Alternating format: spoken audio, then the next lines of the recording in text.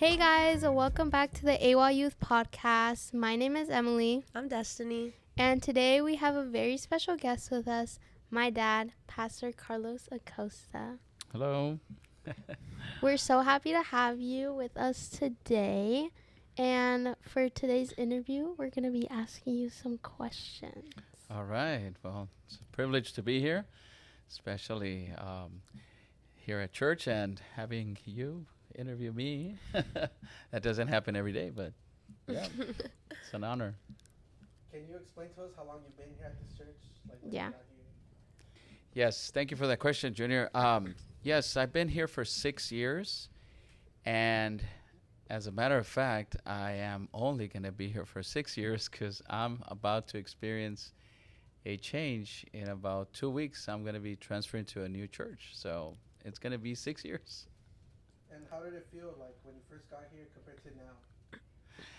Well, of course, every assignment as a pastor, it's something new. It's a whole new learning curve and getting to know people. Getting to know each church has its own way of functioning. So it was the beginning. Just had to meet everybody, get to know the culture of this church, and yes, and compared to now, well, I've established some wonderful relationships here at church. Emily as well. She's here, and that's always something that I just don't come in by myself, but I come in with my family. And yes, I was just talking to some people right now that people know already that I'm about to leave. I'm getting a lot of invitations to go eat and this and that. So now it's like, wow, man, I'm gonna miss them, or I'm missing people already. So yep.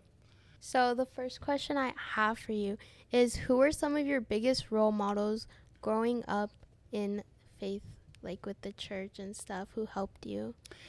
Well, yes, as a pastor, yes, we do have role models. I guess everybody has one. Basketball players have role models, and baseball players, they have their own role models. So as a pastor, yes, there are role models. And in the Hispanic circle, as a Seventh-day Adventist, growing up, I admire, a famous name that we all know, Pastor Alejandro Bullon, who is very, very famous.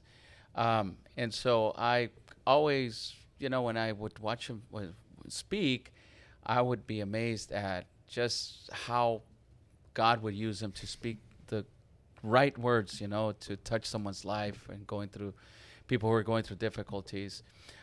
He was one of my role models. And in the English circles, I also heard some other, well, I know this one is, I know this is for some old people, but to me, Billy Graham was another one that I was just admire his, just his strong voice and convincing way of speaking.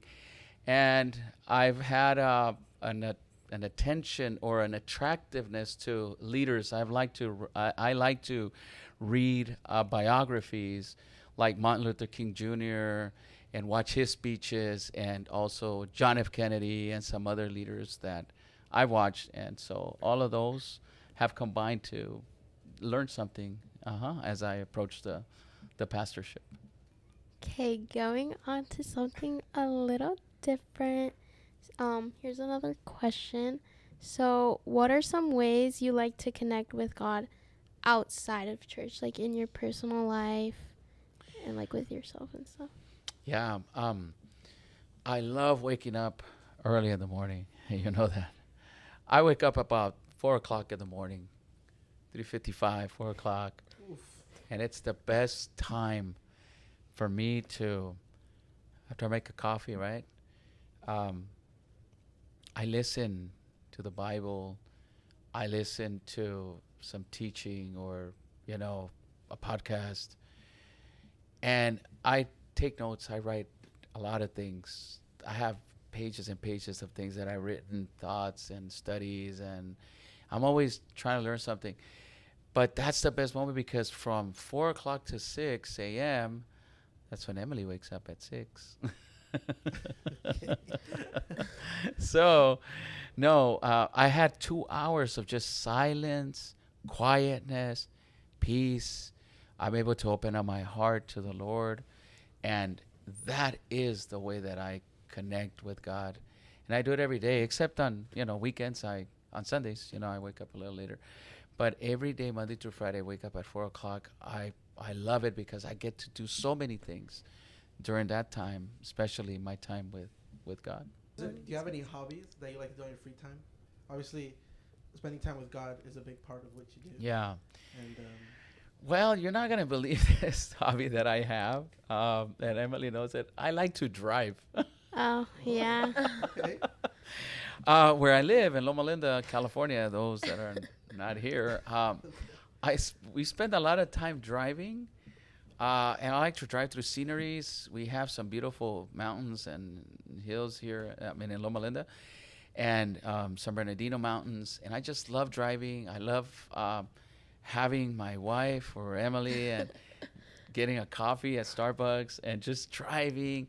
I like to pause and look at the scenery, look at the trees. It's just beautiful, man, Nice. And another thing, which I think I retired, but I should get it back, is my hobby actually was trail running. I used to run a lot, and I just stopped doing it. I used to trail run, which is very nice because when you trail run, you know what? I'm gonna pick it up after this. You can run, you can hop, you can skip, you can go slow, fast. Whatever you'd like. Yes, and you just don't have to be in one pace and just, running in one type of a level like that. No, you go up and down and inside out. It's so fun. So, trail running, I love it, and driving. Okay. Do you run in like mountains or like in scenic places? Or? Yes, I haven't done it in a couple of years, but when I did, and now I'm gonna get it. I'm gonna do it. Yes, there's a lot of There's a lot of trails around you, like All Trails. That app, put it right there. And Oh yeah. one year we were so addicted to running. A friend of mine, we did 1,000 miles that year, and it was beautiful. But we go to the deserts. We go all kinds of places out there. It's beautiful. Is there one that you would recommend? Yeah, or like what's like the prettiest place you've ever run? Oh, the prettiest place, I love the desert. Really? We went towards Joshua Tree National Park, and early in the morning, it was just beautiful. You'll find a couple of rattlesnakes too, though. But we went to the desert and we found some wildlife out there that you can't see it unless you're deep in the desert, and that was just beautiful. I can't forget that. What's the furthest you've driven? And yeah. So the furthest I've driven, because that's my hobby, wasting gasoline, right? So, no, we just drive to Colorado. And it's not about the distance, but it's just the scenery, the driving and going through the mountains, going through roads that are, old roads and things like that. So the desert, also going through Arizona. I like the going to the Navajo Nation, driving through all these places. Just, yeah, it's beautiful. Just kind of think about what it was like the old days, right? The explorers and the old Wild Wild West. Mm-hmm. Okay. Yep. We also drive to San Diego a lot if we don't go far. Right. Random trips to San Diego on weekends Mm-hmm. for a day. Emily's picking it up. She's like, Dad, we're gonna go drive today. Like, let's go out and drive. Yeah. Do you like driving also? I like sitting in the back seat and The car ride. enjoying the car ride. The car ride. Yeah. And another hobby I That like works. is listening to jazz music. I play jazz all the time. Do you have a favorite artist? Yeah. His name is Chris Bodie. He's a trumpet player. Oh yeah. Okay. And then the old school guys, Have to look it up. Oh yeah. Mm-hmm. If I were to ask you to describe your whole life since before you were a pastor to pretty much now, in about maybe like a paragraph or less, how could you put that into words? Wow. That yes. My experience has been it's been a 360 change.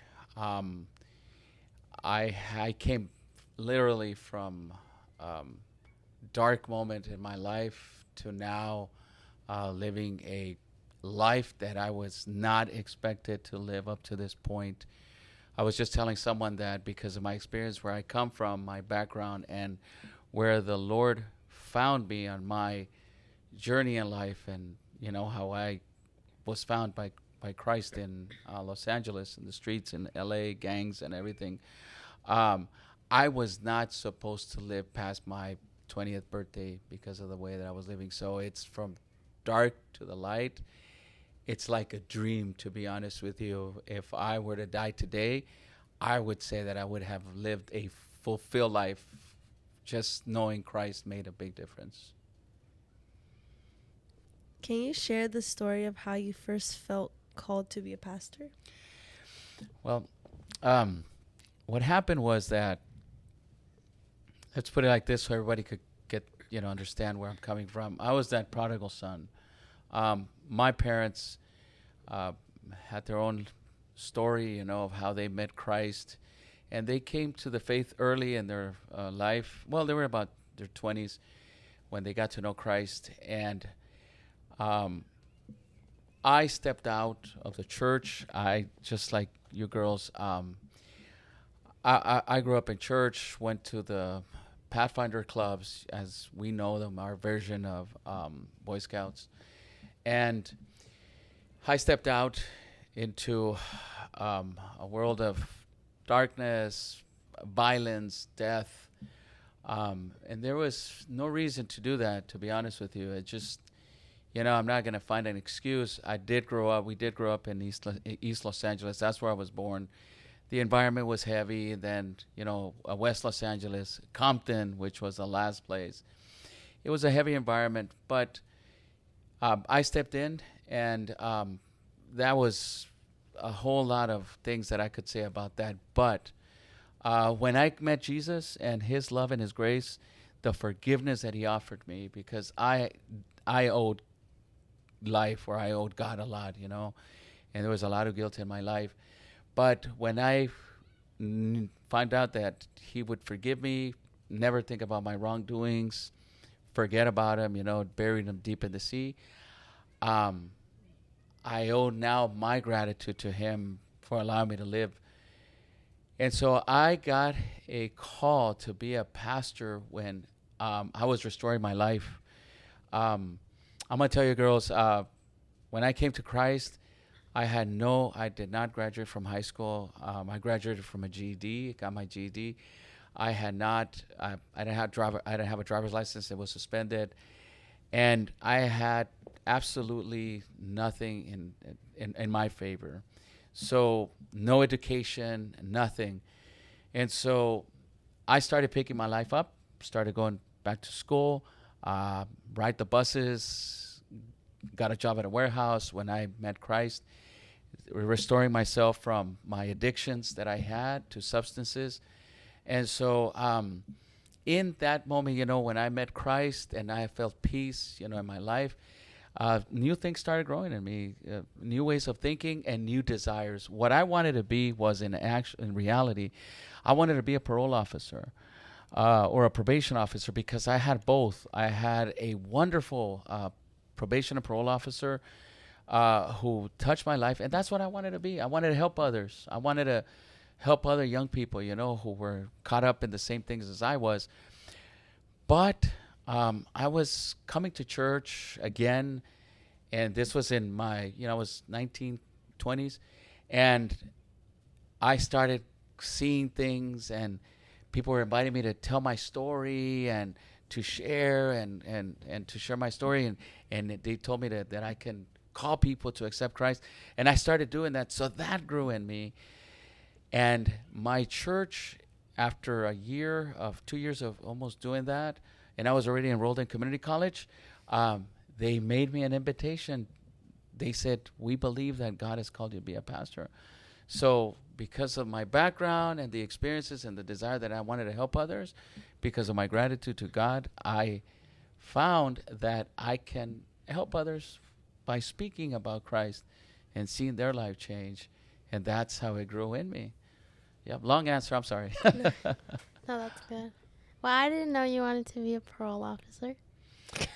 Yes, I actually did, but because they are people who they're looking out for the best. In my experience, they were looking out for the best. They wanted me to get a job. He was not threatening me to violate my parole or my probation. He would come to my house and talk to me, and he would pray with me too. He was an African American parole officer, and I still remember his name. So, yep, I remember that. Oh. Yep. Hmm. How did you feel at that moment? How did Yes. you feel when you decided to take that offer? Yeah. So, yes, well, it was an actual phone call.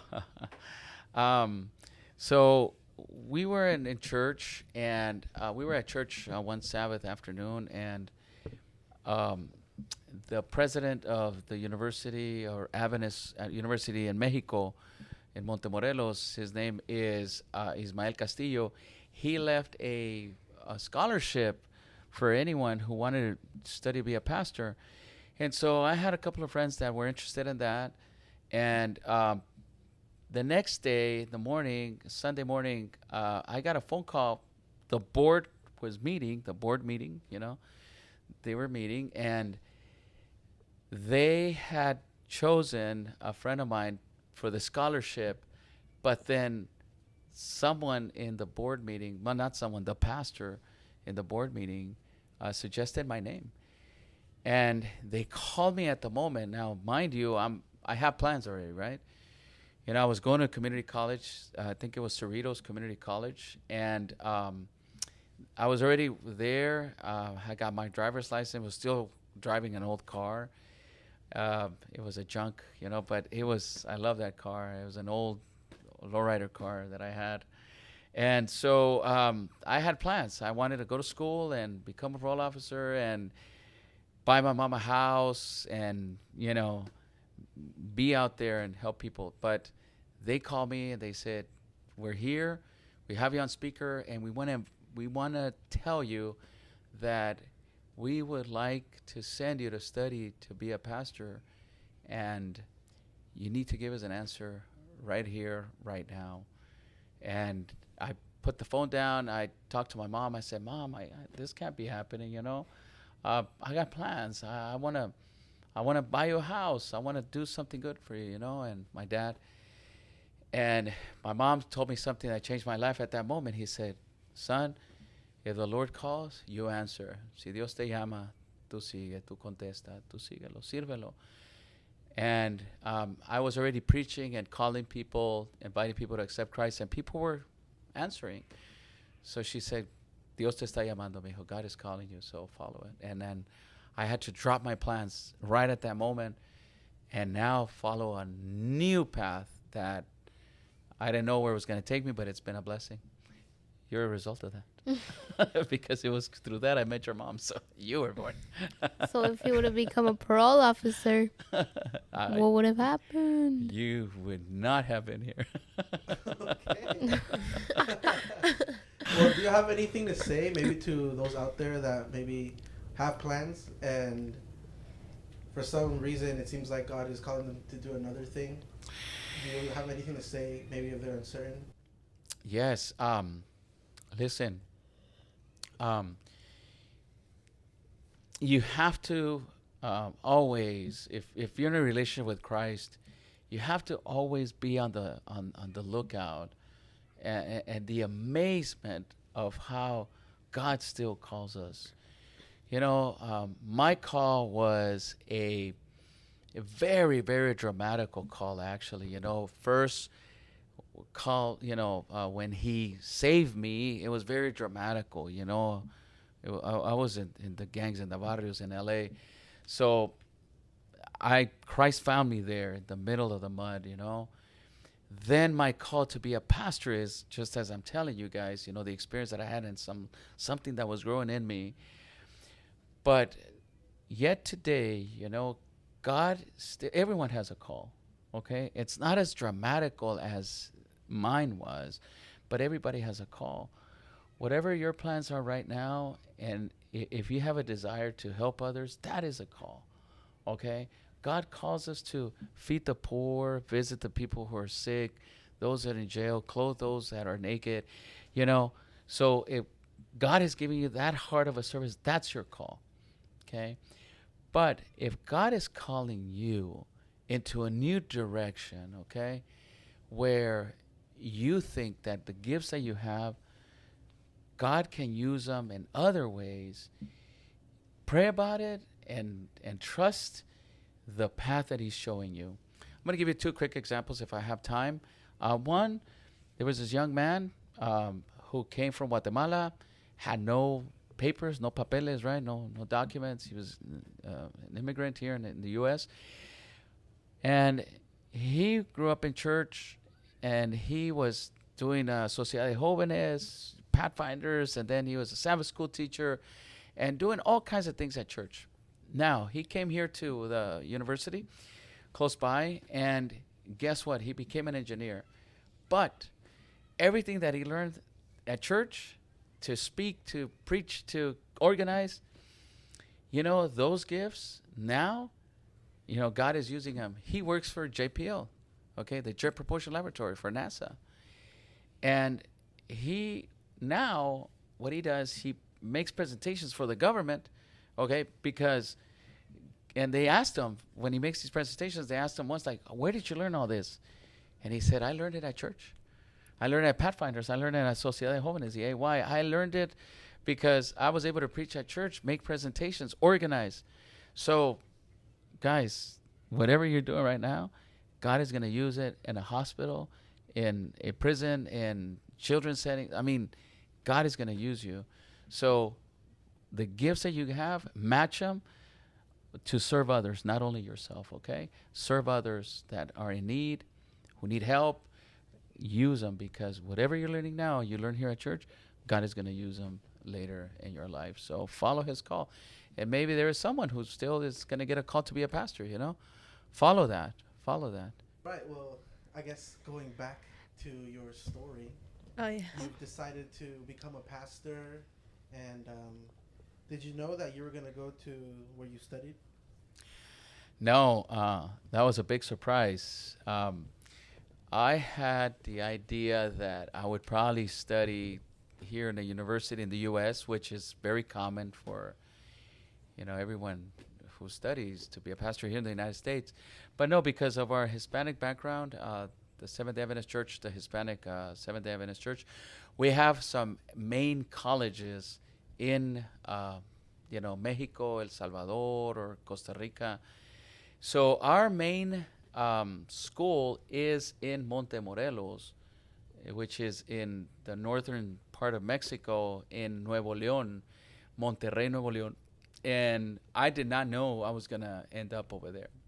I accepted the invitation to study, but then they said, well, you're going to be going to Mexico.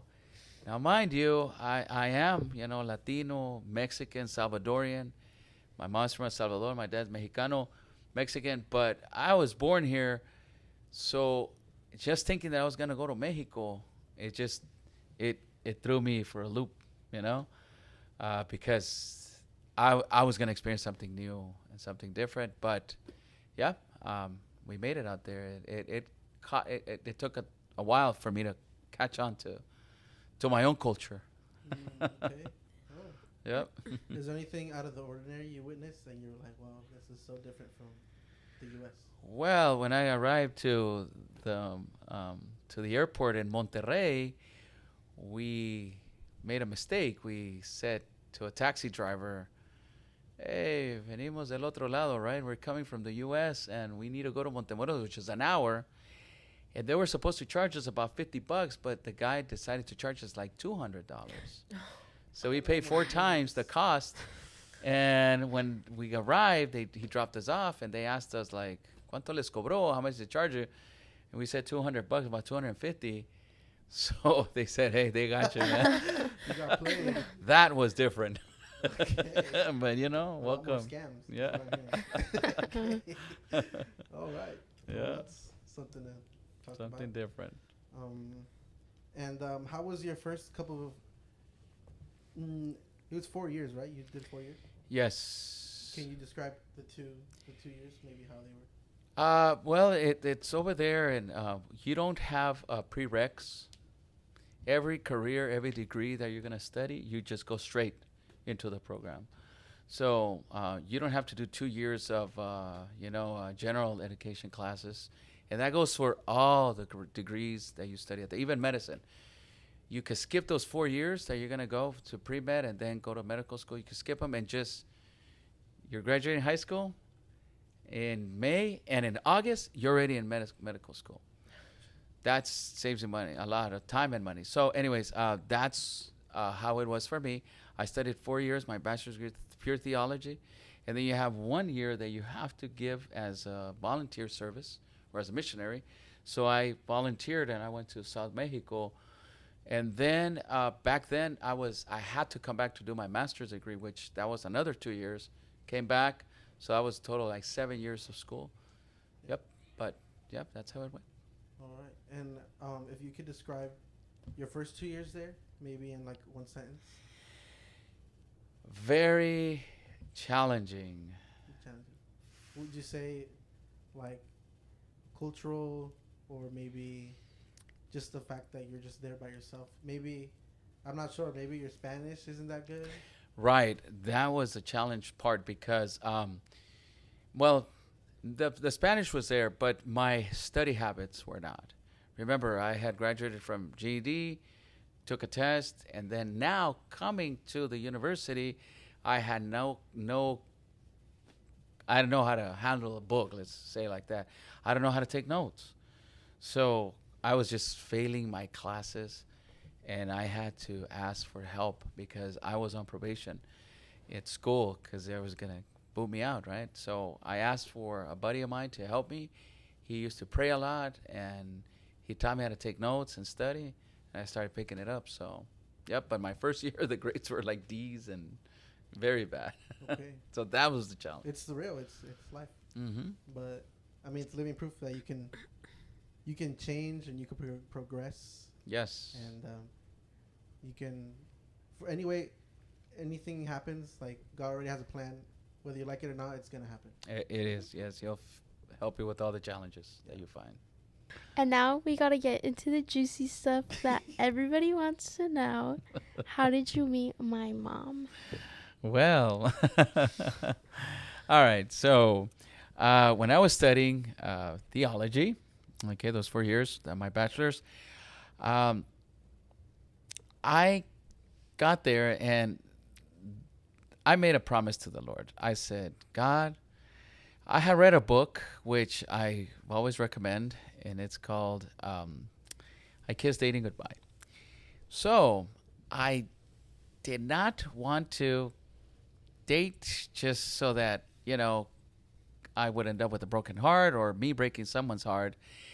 I didn't want to get too deep in someone's emotions or share mine that much, so that I wanted to kind of like be sure who I was going to date.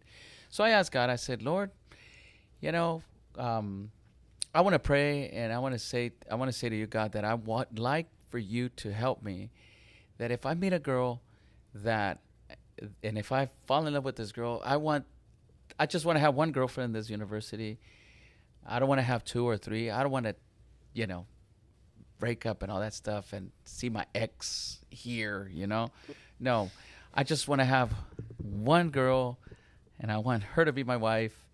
And lo and behold, I had other friends, but I met your mom. And we became friends. She was a hairstylist in Montemorelos in the university. I went, got my hair cut, and we became friends. We hanged out together in the Master Guide clubs, which is, the other step after Pathfinders. And we became good friends, and we started sharing, our experiences and backgrounds, et cetera, et cetera. And one thing that I admire a lot from your mom is that she was just a nice, simple girl. I fell in love not only with her, but with her family, because Her mom would stay home, and she would cook all the 3 meals. They would all have breakfast, and the dad would come to lunch, during the day, and at night he would come and eat dinner with them, and they would all be together and pray and everything. It was just so beautiful. And to me, I was very impressed because I said, okay, that's the kind of home that I would like. That's the kind of life that I would like. That's the kind of woman that I would like. And yes, we became friends for about a year, and then we courted 3 years. 3 years of I had to go ask for permission. I couldn't go inside the house. I had schedules. Yep. And to me, she was always telling me, I want my mom and my dad need to know about this, right? So when she told me that, she just told it to me once or twice, and I said, yes, that's the kind of girl that I want. So that's the kind of girl that I got. And so it was a culture clash, though, Culture clash? Yeah, because Alma, my wife, your mom, she's from Mexico, right? I mean, Yeah. and I'm from over here, and the Latinos over here are not the same as over there, and we have a mix of cultures here, So my English would come out, other things, other cultural things, I would eat over there in Mexico. I would love eating burritos, but they don't make burritos over there, No, there's burritos are over here, right? So I would like eat, just different things. Okay, it was just in comparison, we were just like different things, but we enjoyed being so different that's kind of what bonded us together. So, yep, it was fun. All right. And after finishing school, um, maybe even after getting married, when was the point where you returned back here? And did you have a job lined up already? Or Right. what did you do? What happened after school? Well, after I graduated, you have interviews, and my idea was always, and this is where this is a different walk that we have with God in this sense, in my line of in my vocation. Um, I had interviews. I always thought I was going to come here to work in the United States. I studied in Mexico, but nothing would line up over here. I came and I had interviews here in Los Angeles, here, Arizona. I had pastors I was calling to see who could hire me, and no one did. So the only people that were insisting in hiring me were in Mexico. I didn't want to work out in Mexico, and I wanted to come home after 7 years of being away. So nope. And then I had to understand that it was God calling me in that sense.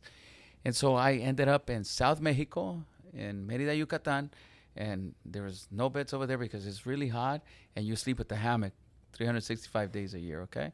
So 365 days a year. So what happened was that that was my first job. Then after that, my wife and I, after we got married and everything, we finished our master's degree. We came finally to the United States, but we came over here to, I worked as a psychologist. I have a master's in counseling, and so I worked in Colorado as a psychologist. I wanted to get that experience. And so after that ended, that was for 2 years, I got my first job in a church, and we ended up coming. Well, first we went to the North American Division, which is the headquarters of the Seventh Adventist Church here in North America in Maryland.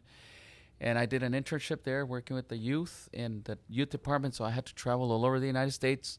That was my way in.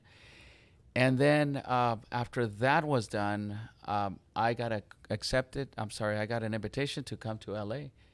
They said, would you like to be a pastor where you grew up, where you met Christ, where you converted? And I said yes. And so I gave that up, and I decided to be a youth pastor in LA. Was this a different church, or was this the church you were going to? Like you grew up in? No, no, no. Oh, no. never Mhm. mind. So I got an invitation to be a youth pastor in Los Angeles, which drawed my attention, and it was in L.A. specifically, right next to the Staples Center and the L.A. Convention Center. It's called the Hollywood Spanish Church. It's not in Hollywood, but it's in L.A. by Figueroa and Washington. So I accepted the invitation, and to me, that was very exciting because I was going to now be in LA, and that in itself was just a big opportunity for me to come back home to my hometown and start working in the area that I wanted to, which was to help youth in the inner cities. And that was I was so excited about that assignment. Yeah. While pastoring at your hometown church, like at your home near your hometown, in your hometown, Mm-hmm. I don't know. Did that bring any challenges since? It brought a lot of memories because we grew up in all that area. It was in the Pico Union area, which is over there in LA, Pico Olympic and all those. But it did bring some challenges. So the challenge was that when when the Lord found me in the streets, in the gangs, in that life that I had as a gangbanger, um, I left a lot of things. Maybe my old life was coming back to haunt me, and twice I ran into my enemies, my past. That these were things that they had not forgotten about it, of things that I did in the past. So I was confronted twice. One time I did, I was confronted with an actual person who was a gangbanger in my days. He had come back to confront me because I had done something terrible to him and in the gang, world, and he came back, and I had to convince him that I was now no longer, a gangbanger, and that I was now, serving the Lord as a pastor, and he had a gun with him. That was a challenge right there. But then I told myself, well, if this is it, this is it, right? I mean, I'm gonna die in peace. And then I told him that, and I said, you know what? I'm so sorry for what I did, and for what we did to each other, actually, because there was a lot of harmful things that we did to each other. We were enemies. So that was very tough. And I believe that God helped me have that conversation with him because he did not pull the trigger. And his mom and his grandmother was a Seventh-day Adventist too. We were both prodigal sons who found ourselves in the streets, and we were shooting at each other and doing so many things. I found out where he lived, and we shot up his house and all that. I mean, it was just crazy. And he had done some terrible things in our circle too, and not in my family. I didn't live close to where I was at, but yeah, that was a big challenge. Yeah, coming to contact with my past life, and these things are sometimes they haunt you for the rest of your life. Mm-hmm. With things like that, did you ever think maybe I should like stop working at this church or move to a different one for the Right. safety of my Did you ever family? have any? Mm-hmm. I guess did you ever have any regret, or you just? Yeah. I'm just seeing I can't. There's one character in the Bible, one character, and he's like, "Why me, God?" Or Mm-hmm. you feel what I'm saying? Yes. Yeah. Did you ever feel something like that, or if you did, how did you overcome that feeling? I did have to move from an apartment that we were going to rent. Carla, your sister was 6 months old. You were not in the picture yet. And I was I was at the U-Haul. We were bringing everything down, unloading the truck. And then I found another person there who recognized me, and he noticed me. And I know the way that he looked at me, he recognized me because he saw me. And then he was like, gave me a grin. And I said, okay, he did recognize me. So I packed up my bags and got the U-Haul truck. I canceled the contract at that moment right there, and I went to my grandfather's house, my abuelito's house in Inglewood, so that I could stay with him until I would figure out where I was going to live now. And that was my past, haunting me again. Um, I could tell you guys that one thing that did go away was fear. The Bible does tell you, do not fear, do not fear. God always says, do not fear, do not fear. And I had peace. The peace that I was experiencing was that, and the fear was gone. The peace I had was, God, I know you brought me here for a reason. And when I was confronted by this other young man who was very hurt, he was able to. Then I found him later on, a few years after. I found him in a church, and I was preaching, and we reconciled together. We had a beautiful reconciliation. I was preaching. I saw him, and he recognized me. He was with his grandma and his mom, and I stopped my sermon and I told the whole church, you know what, I got to do this. And I went over, I hugged him, he hugged me back, and we made our peace. That's the way that God brought us together. And so, yeah, I wish, to be all in all honesty, I wish I had not done any of the bad things I did. I was stupid. It was stupid to do. But things were done, I guess. But I had a second chance, and I said, God, I'm just gonna take advantage of it until, now not advantage in the sense that abuse of it. No, I'm gonna take advantage of the second opportunity I have to reconcile, to close all my debts, and to try to, do right in the world that I did many wrong things. Mm-hmm. Nice. You said you finally had peace. Yeah. The fear did go away. So if that stuff went away, can you tell us about your experiences as a pastor? Maybe there's a lot of disagreement because as young people ourselves, and how we sometimes at church make programs, and we hear maybe a little bit of backlash. Mm-hmm. Oh, I had to sneeze, but it went away. Sorry. Maybe a little bit of backlash, or bad comments. Did you ever? Sorry, I wanted to add on to that. Because you were a youth pastor, you said you were a youth pastor. Yeah. Did people ever, what Junior said, judge you and, not want their kids to listen to you because of your past? No, what I did struggle like you guys, and I recognize what you're saying. I was innovative. I was trying to make innovations at church, and there were the challenges of the older generation who did not know a lot of things from this generation, right? Those things were pretty hard on us, on youth pastors.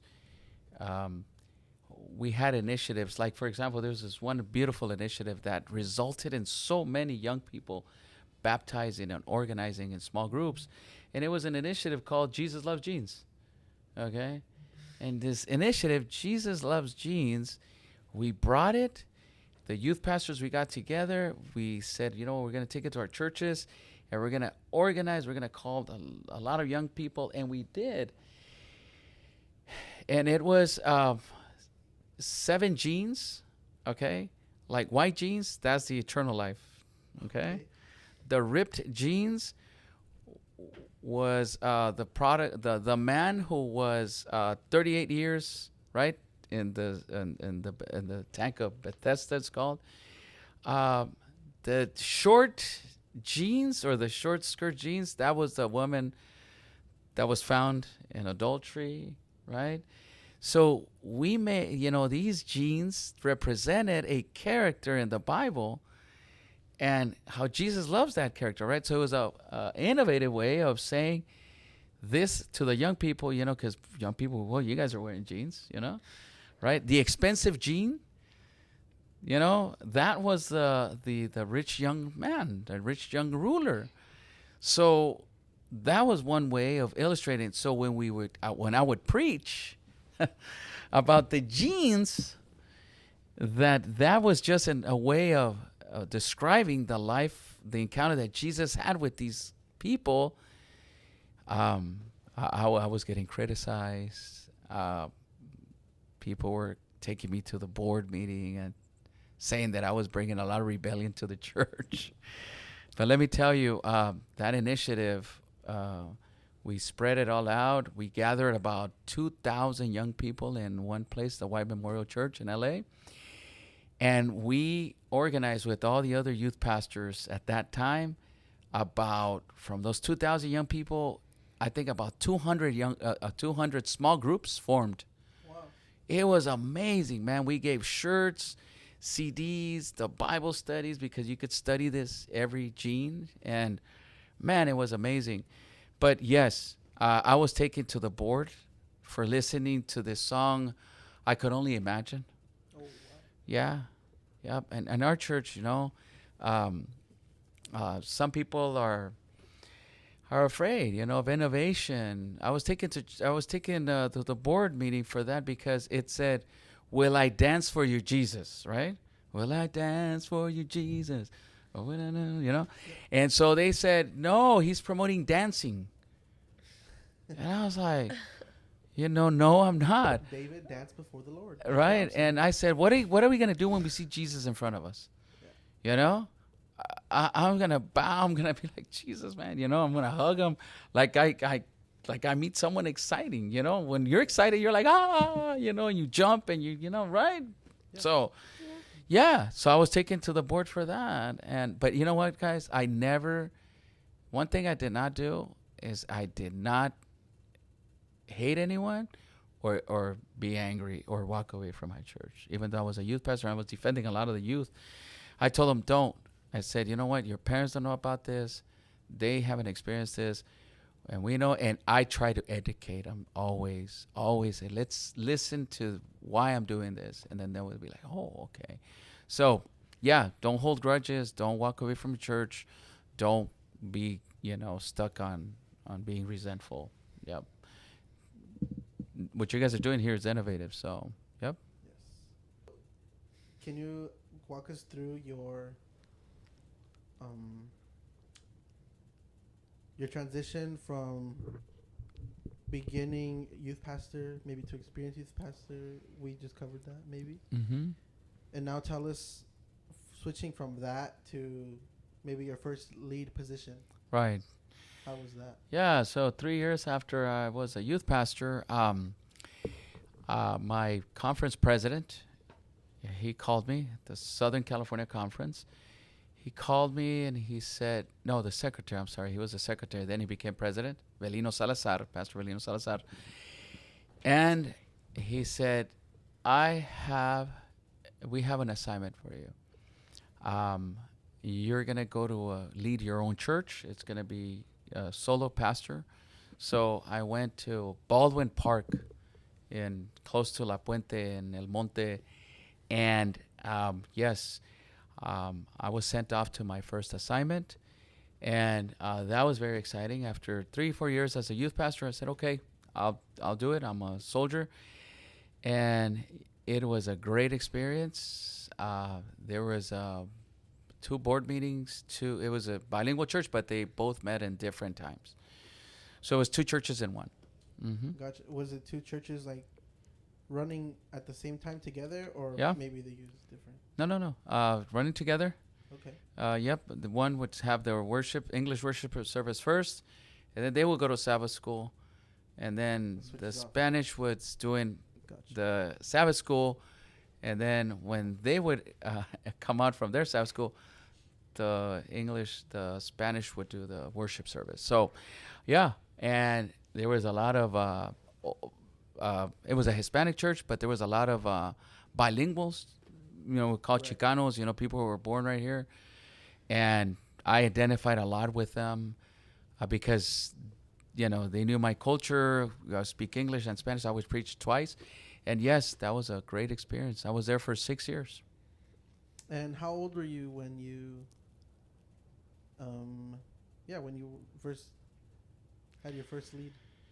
I think I was, I'm not sure, about 20, 28, 29 maybe. 29, Yeah.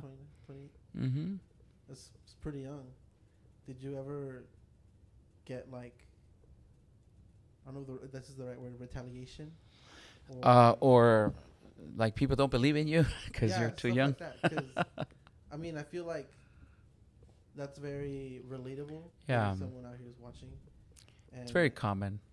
I mean, what is something you can say or tell us, or an experience, and how you passed through that? Basically, what is an experience that you can tell us that being young doesn't mean it's a bad thing? Right. So, in my first solo church, I didn't get any of that. When I was a youth pastor, there were people who would be like, hey, you got to listen and you got to learn from us. And you know what? I would never retaliate against that, I always told myself, people want to teach you. They feel good if, you got to listen to them. So I did. In Mexico, when I pastored over there just for 1 year, yes, a lot of people would tell me, "Oh man, look who they sent us. He's still wet from the ears, And man, so yes, but no, they would try to tell me the same thing in my experience by telling me, you know what, son, sit down, and listen to how things are run right here. That's the way that they would tell me that I was too young, which is, fine. With the experience that I have, the background experience that I have, my experience, my life experience, I've learned also how to be, yes, open and willing to listen, but also at the same time assertive. Okay, I'm gonna listen to you, but then, we're gonna work together. All right. I got ideas. I got some plans. Let's work together and, let's make a team.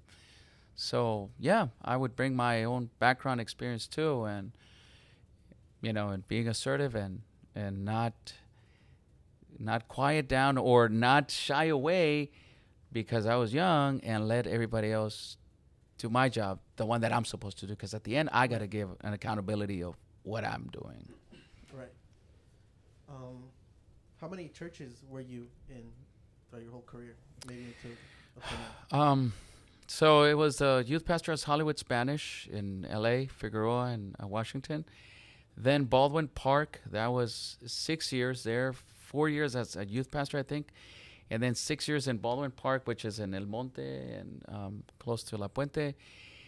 And then from there, I went to the location was perfect. That was in Boyle Heights, East LA, and that was called the Spanish American Church by the White Memorial Hospital. That was 6 years right there, and that was the best experience because my office was facing the hospital that I was born in. Wow. General Hospital in LA. That's still the old building is right there. Now there's a new hospital. Remember, Emily, that church? Yeah.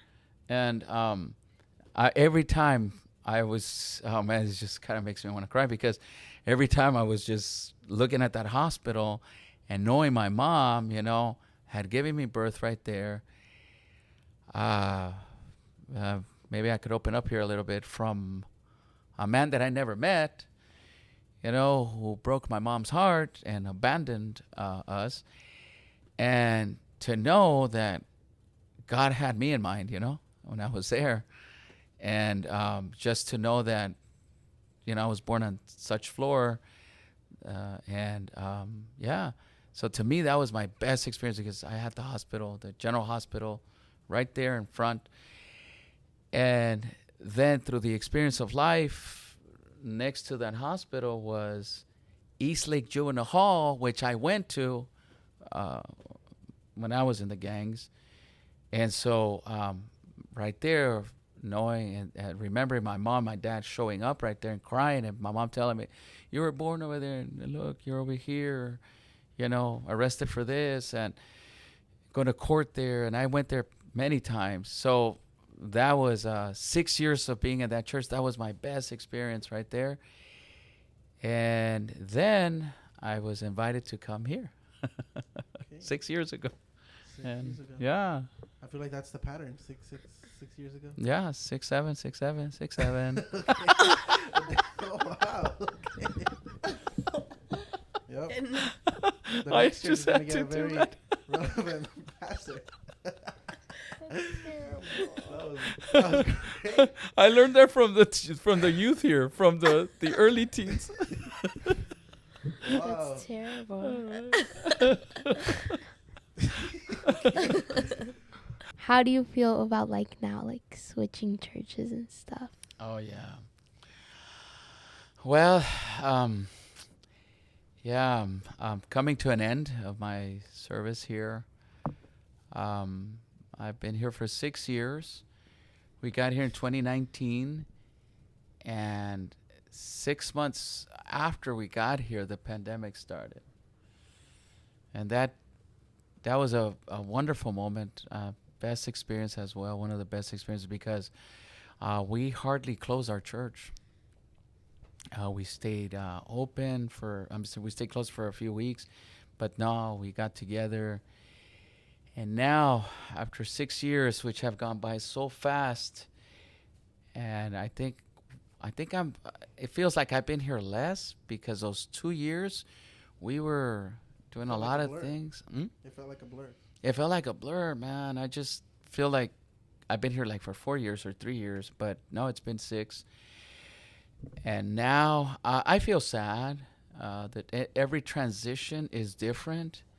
No transition has been fun, but there is this thing that I know that um, it's like how can I say it, It's an impression that I've got, that I received in my heart, in my life, and that it's time to move on to the next assignment, I might not understand it.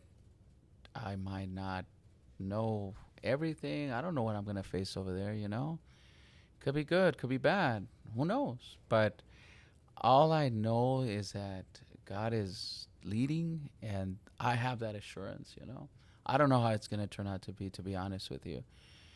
Because in other churches that I've gotten, that church in East Boyle Heights, the one that I'm telling you in front of the hospital, my first year was very difficult, very challenging, and I inherited a problem that it made me, I even broke down a couple of times because it was just a war that was going on there. So, but anyways, now, as I'm transitioning, I feel sad because we're leaving a lot of relationships here and a lot of wonderful things that we've been able to do here. And yeah, it's all about people, not things that I do, but the people that I do it with. So, like you guys. It's amazing.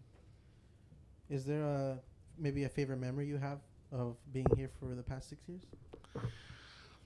I think the best memories, I have a lot of memories, but the best memories I think have been during the pandemic. The pandemic. Yeah. Why was that special to you? Because we lived, guys, a pandemic, you only heard about those things in history books, or they call them pestilences, right? Yeah. You only heard about the Black Plague, which was something like that, from books, history, but that we actually lived something like that and that we lived it together, it was just something that was surreal, I was like, this is things in the movies, but we lived it. The closing down of churches, the government telling us to stay home. You can't go to work. You can't go to church. That to me just brought a lot of scenes from the book of Revelation. When you cannot buy or sell, which is the future, and in the near future, the government will dictate you cannot buy or sell unless you have the mark of the beast. And, and you're going to be persecuted because of your faith. So I was like, man, we're living through biblical times. So that to me was very impressive. And the faith that I saw in many of you, the young people coming out, helping us with food bank, and people coming out and not being afraid. And yeah, that to me was the best times that this church has ever had. And the other memories to me are baptisms. Yep. And I baptized Destiny. Me. Yeah. Destiny. Yes. I have a picture of her during the pandemic, right? You had a mask on, I right? remember. Yeah. Oh, yes. Yeah. Yeah. Did you And baptize people Andrew. with their masks on? Yeah. Yeah. I remember. That's why I told you. I thought I was gonna drown for a second. Yeah, that's crazy. So yeah. Is What it, I think about that is that, you know what? God brought me for that, you know? Yeah. Yeah. He wanted me to baptize Destiny, so. is there a message that you have preached here that you think is very important? Maybe you can give like a 1 sentence or a 2 sentence like message to the people watching.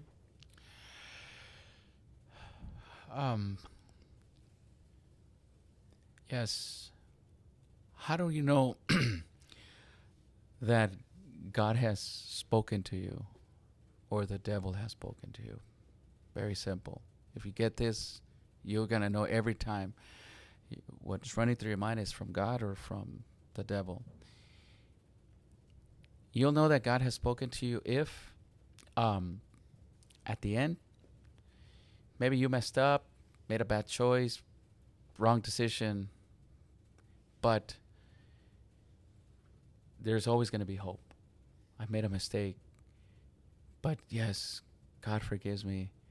He's calling me to come and reconcile with him again, you know? But the devil, when he speaks to you, he says, there is no hope. It's lost cause. No one loves you. That's it, you know? So how do I know God speaks to me? Because I have peace. He doesn't leave me hopeless. The devil robs and steals your hope and sends you into desperation mode. So don't get stuck. Don't get stuck there. Always come to the other side, that side of hope, because Jesus gives us hope and God gives us hope. There's always, with God we're loved, forgiven, he's forgotten, and we're restored. We have eternal life with him now. So that's the difference right there. If people would know when God speaks with them and the devil, it has to do with hope. God leaves you with hope. Satan leaves you hopeless and abandoned. Amen. I love that. God leaves you with hope. So what's next with you? Do you know where you're going? Is there anything you'd like to say? Anything? Well, we live in Loma Linda. I live in Loma Linda, California, which is it's an hour from here, about 50 miles, I guess. And so, yeah, we were, it's 50 miles, 100 miles every time we come here for 6 years. And my car has 350,000 miles on it now. But I enjoyed it. We enjoyed it every time, right, Emily? Because we like to drive. We enjoyed taking the 91, the 57, and all these freeways, right? The 60 and the 10 freeway. I'm going to be close to home. It's Colton. It's called the Inland Spanish Seventh-day Adventist Church. And I'm going to work with 2 associates. I'm going to be the senior pastor now. And there's an associate pastor already there. And we're going to hire a youth pastor there as well. So I'm excited about that because I've had that experience once.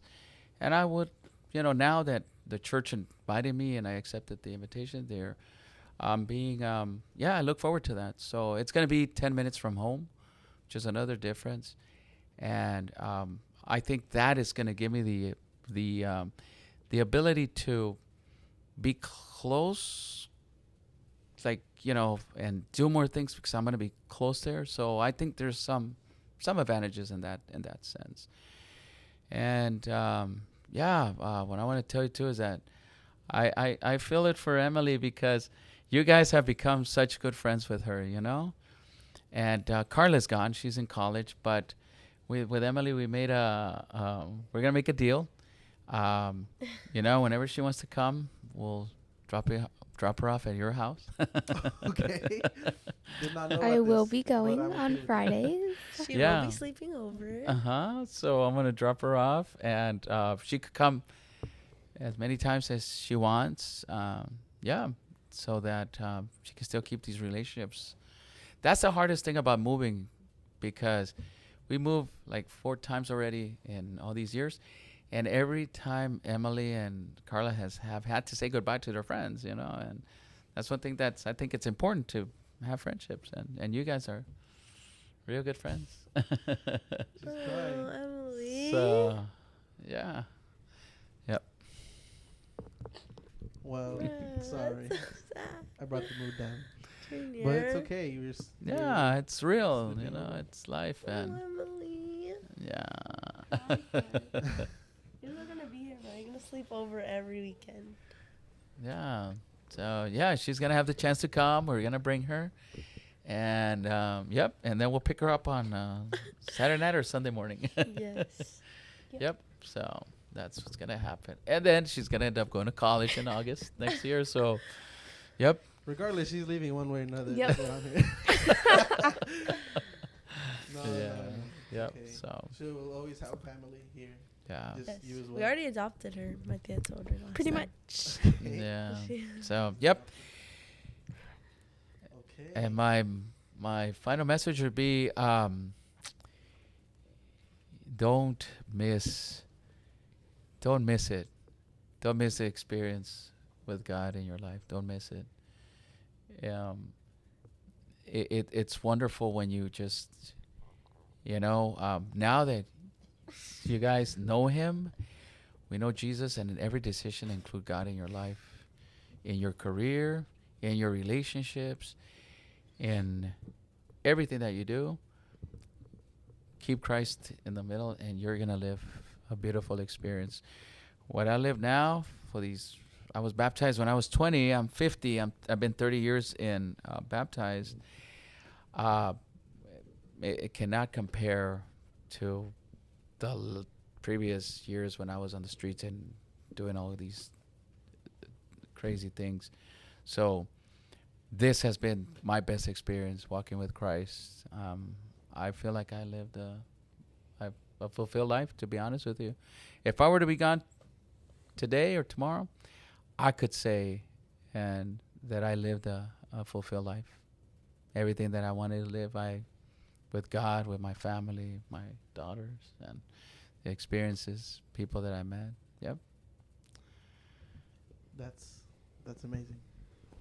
Well, It's so beautiful. Amazing way to end off yes. the episode. One final question. Oh, sorry. Is there anything you're excited about maybe introducing to that church? I know one thing I really loved when you first got here was we always prayed with our families. We always got here together. We always got together, prayed. And then even if the kids didn't sit with their parents, everybody knew. Before pastor starts preaching, we're going to pray with our family. Right. And I thought that was very special. Thank you, Junior. Is there something, maybe not that, but maybe something similar that you would like to do at your new church? Well, I would like to continue, building families together, bringing them together. Because I always say, well, if we eat together in a restaurant, we're together at the beach, why not be together at church, Especially at church, where so many things happen in life. We come and we bring life to church. Life is made outside of church, but we bring life to church, So, I would like to just continue doing that. And I guess that's about the biggest thing that I could think about right now. There's other ideas that have come to my mind, but what I need to do is go to that church and listen first, see how they are, and then we'll force some ideas out there. But that'll be later on. Yeah. Mm-hmm. Well, thank you so much for Thank you. That was amazing. giving us this interview before we say goodbye officially. Aw, that's so sad. This is Alright. great. You will be missed heavily. I just want to say thank you again for coming, and make sure to sorry, make sure to follow us on Instagram. It's right down there. And make sure to like and subscribe and turn on those post notification bells. And we'll see you guys On the next one. on the next one. Yeah. Bye, guys. See you. Bye.